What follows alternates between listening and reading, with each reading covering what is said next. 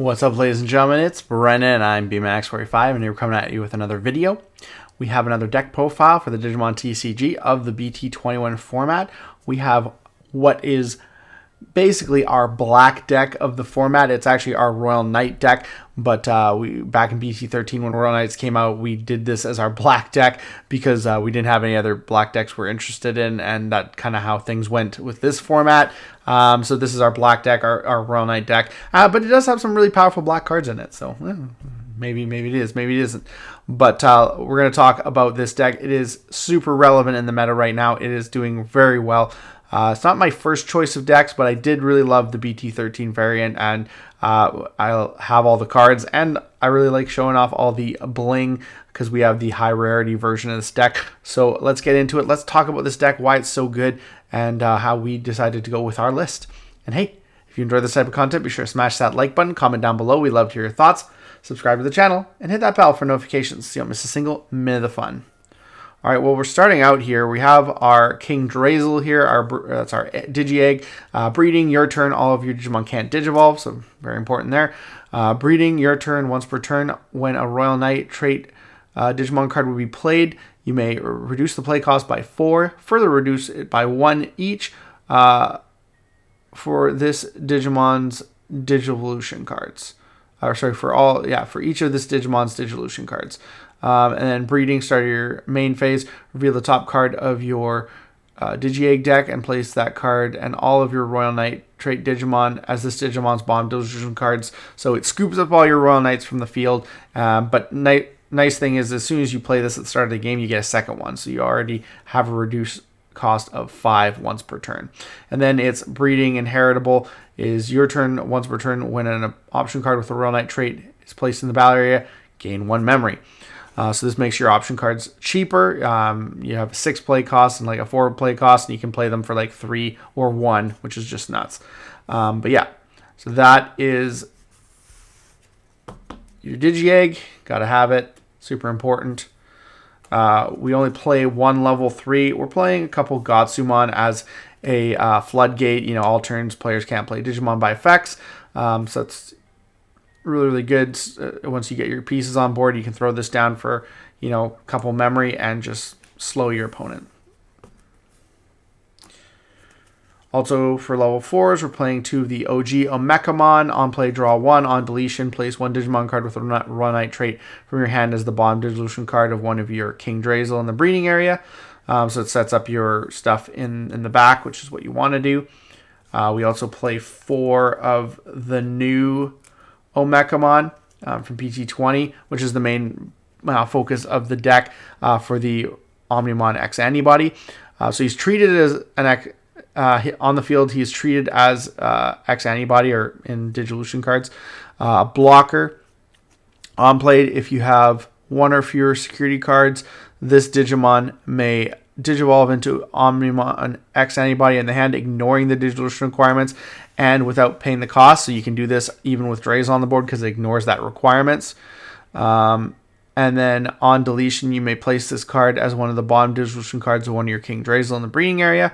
And then it's inheritable when it's in the breeding area. Opponent's turn, when your security stack is removed from by suspending this Digimon, play 1 Omekamon from this Digimon's Digivolution cards without paying the cost.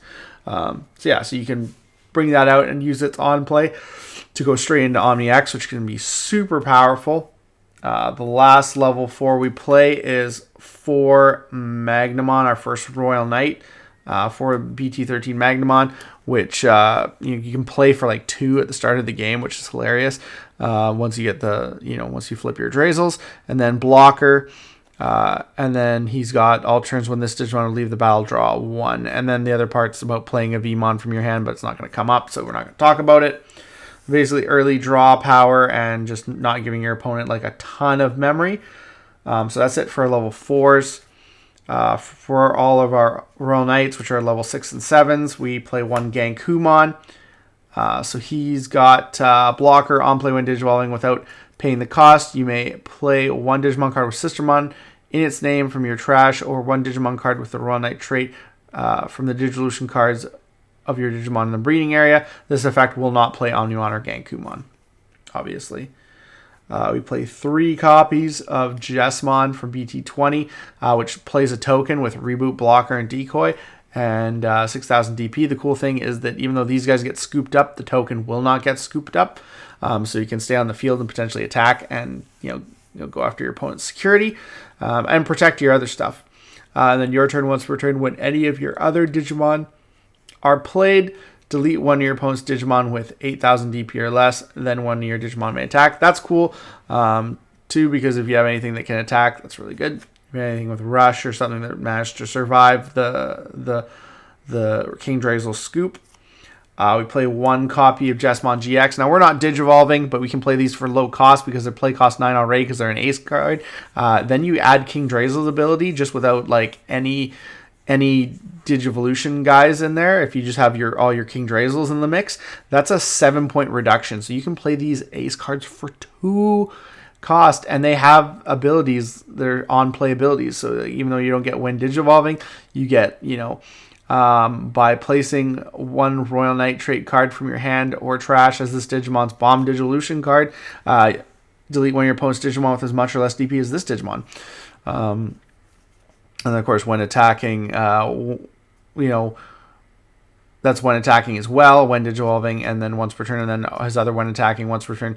When this Digimon unsuspends, then for every, two Royal Nitrate cards in this Digimon's Digivolution cards, trash your opponent's top security. Probably not going to come up because you're not going to have that many, but you never know. And then we play 2 copies of the BT13 Gallimon, the one that you can gets Rush on play, and then you can reduce the play cost by 2 for every 5 total cards in both players' trashes. Then on play, when Digivolving or when attacking, delete one of your opponent's Digimon with 6,000 DP or less. If no opponent's Digimon was deleted by this effect, delete one of their Digimon of 13 or more. And you can use that multiple times because it's not once per turn. So you can on play and then when attacking. So it's really good. We're playing 2 copies of Gallimon Crimson mode because on play, delete up to 15,000 total DP worth of your opponent's Digimon. And then when attacking once per turn, for every 10 total cards in both players' trashes, trash the top card of your opponent's security stack. So that's really, really good.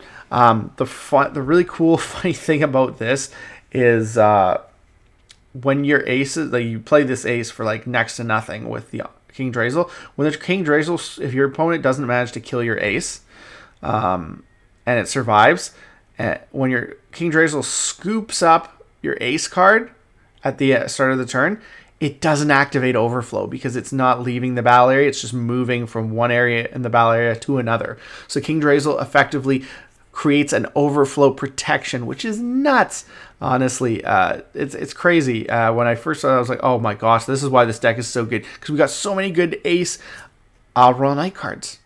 So yeah, it's although actually technically this guy doesn't, I don't know. He doesn't have the Royal Knight trait, so I mean I guess you can't really play him for cheap. But it's kind of interesting. He doesn't have the. I just noticed he doesn't have the Royal Knight trait. But there's other ways to just hard drop him and get those points, right? So there is that. The other guy, Jessamon, has the Royal Knight trait. We also play 2 copies of Medieval Gallimon. Medieval Gallimon is super good because you can suspend your opponent's stuff and you can suspend your stuff to reduce his play cost by 4, so you can play him for 7. And then he gets Alliance and Vortex, and when Digivolving, you may suspend 1 Digimon. Then you may delete one of your opponent's 8,000 DP or lower Digimon. Then for each other suspended Digimon, you can add up to 3,000 to this DP maximum or DP deletion effects maximum. And then all turns when once per turn when Digimon are played, you can activate one of this Digimon's when Digivolving effects, so you can consistently pop stuff, which is really, really good. And he stays on the board because he's of course not a Royal Knight. We also play 1 of the new Alphamon from BT20, which has got Barrier. On play, you get Recovery +1. The other part of the ability doesn't matter because it's about Chronicle Digimon. And then all turns when a security stack is removed from one of your opponent's Digimon, gets minus 8,000 DP for the turn. Again, it is inheritable, doesn't really matter because you're not going to be Digivolving. We also play 3 of Oryukin Ace, which is a Royal Knight trait Digimon, so you can reduce that play cost. He, blasting a Digivolution. He, on play, when Digivolving one of your opponent's Digimon, gets minus 15,000 DP until the end of your turn. Then if DNA Digivolving, trash your opponent's top security card, recovery +1, which you will not get, but you'll get that minus 15,000 DP, and then he has the protection of getting sucked under King Drazel. Then all turns once per turn. When the security stack is removed from, gain 3 memory, so that's good. That will go off. So that's cool. Played 2 copies of Dynasmon. He was one of the old searcher cards for Royal Knights. He's not as important now, and we'll get to that in a little bit. On play, when Digivolving, reveal the top 4 cards. For your deck, add 2 cards with either Lucemon in the name or Royal Knight trait among them to your hand. Trash the rest. And then your turn, when you play another Digimon with Lucemon or the Royal Knight trait, delete all of your opponent's level 4 lower Digimon, so that could come up sometimes. We play 2 copies of Lord Nightmon from BT19, which is on play, when Digimon, you may play 1 level 4 lower Digimon card from your trash without paying the cost. So you can play like your Gotsumon, you can play your Omekamon, you can play your Magnamon. So you got some targets. Opponent's turn, once per turn, when any of your opponent's Digimon attack, you may change the attack target to one of your Digimon with a Royal Knight trait. So really, really good. Really, really good. So that is all of our main deck for our level 6s and some of our level 7s. But we also have, of course, the boss monsters as the Omnimon. This is one of our 2 strategies for winning the game. On play, when Digivolving, you may delete one of your opponent's Digimon, which is always a good play. Or you may play one of each of your Digimon with a Royal Knight trait and different names from the Digivolution cards of your Digimon in the breeding area without paying the costs. When a Digimon is played by this effect, trash your opponent's Digimon in the breeding area, and all of your Digimon gain rush for the turn. So this is the old strat for the game. You played this guy. Basically, you got to the point where you had enough Royal Knights in hand, so 4 or 5 in the stack, so that you could play him for 2 or 3, maintain turn, and then play another 4 Royal Knights, activate their on play effects, to destroy your opponent's board, basically, and then attack for game. Which the one thing you had to watch out for is security bombs was the one thing that stopped that, which made it a little inconsistent. And then the fact that it took so much setup to get your stuff in there, so you had to be very careful about that. And then we also play, of course, X-Antibody Omnimon, which you can't Digivolve into other than with the Omekamon, because it ignores those requirements. But it has Raid, Piercing Blocker on play when Digivolving.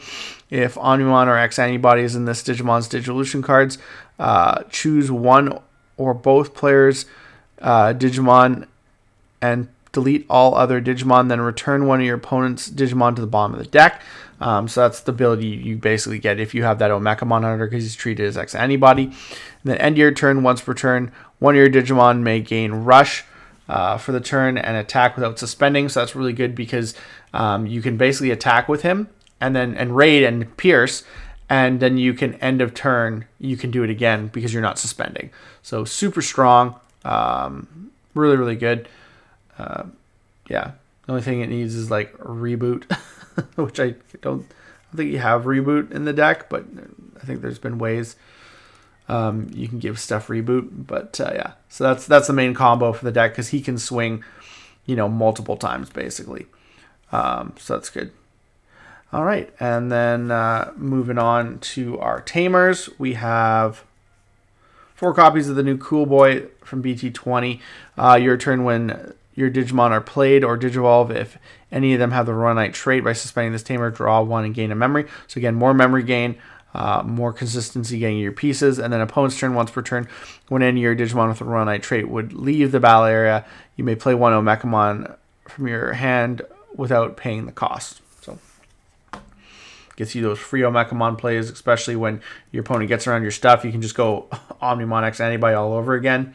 Lastly, we have 2 options. We have the Last Guardian, a Royal Knight option, which is your new good searcher. It reveals the top 3 cards of your deck and adds 1 Cool Boy and 1 card with Royal Knight or X-Antibody trait among them to your hand. Returns the rest of the bottom of the deck. then place this card in the battle area. And then all turns, when any of your Digimon with Omnimon in their names would leave the battle area, delay one of those Digimon doesn't leave. And it's also got the security. You may play one Omekamon or Cool Boy from your hand or trash without paying the cost, and then place this card in the breeding area. So that's really good. So basically, this keeps your Omnimon X-Antibody on the board when you play it. You play, you sacrifice this so that King Drazel doesn't scoop them up, so you can get multiple attacks per turn and then wear your opponent down. And of course, when you have the King Drazels on the board, it only costs you 1 because you play it and then you gain 3 memory. In the same way, you can play this card for like 3 with the King Drazels on the board once per turn. And then main, it has draw 1, and you may place a Digimon card from your hand at the bottom as the bottom Digillusion card of one of your King Drazels in the breeding area, and then place the card in the battle area. And then this delay effect is you may play during your main, you may play a Royal Knight trait card from the Digillusion cards of the Digimon in the breeding area without paying the cost. On play, effects of that Digimon don't activate, and then they gain rush for the turn. So again, really good. Yeah. So Purge is still really good, and really, really good with the Last Guardian. So that is the deck, guys. That is the new Royal Knights deck, Omnimon X-Antibody. Such a powerful card. So good, and it's just got so many things going for it. This deck is super meta relevant, and it has been taking a lot of top spots because it's got a really high, ceiling. Your opponent hits your security, they're hitting like 12k plus for every single thing. It's got so many different ways to stall out and just ways to just push aggressively with X-Antibody now, combining that old BT13 support with the BT20 stuff to just maximize the potential for the deck. And again, the whole not getting overflow when you move an ace under Drazel is busted, in my opinion, a little bit broken. So maybe they errata that, or they hit something in this deck. I don't know what's going to happen. I definitely think this deck's going to be around for a while, and it's going to be super powerful. And luckily enough, I took Virus Imperial to the last tournament I was in, and that deck actually does well against this deck. So I got very lucky. I was surprised. I was like, oh, I'm just gonna die, but I did pretty well. But it's a fun deck, and it's got lots of power, and it's very meta relevant. So tell me what you guys think about this list. Do you think I could have done anything differently? Do you think I, chose my cards right? Do you think this is a good deck, or do you hate it because it's just so good right now? Looks like that's all the time we have for this video. Thank you very much for tuning in, and we hope to see you in the next video. As always, have a wonderful day. And that's all for now, folks.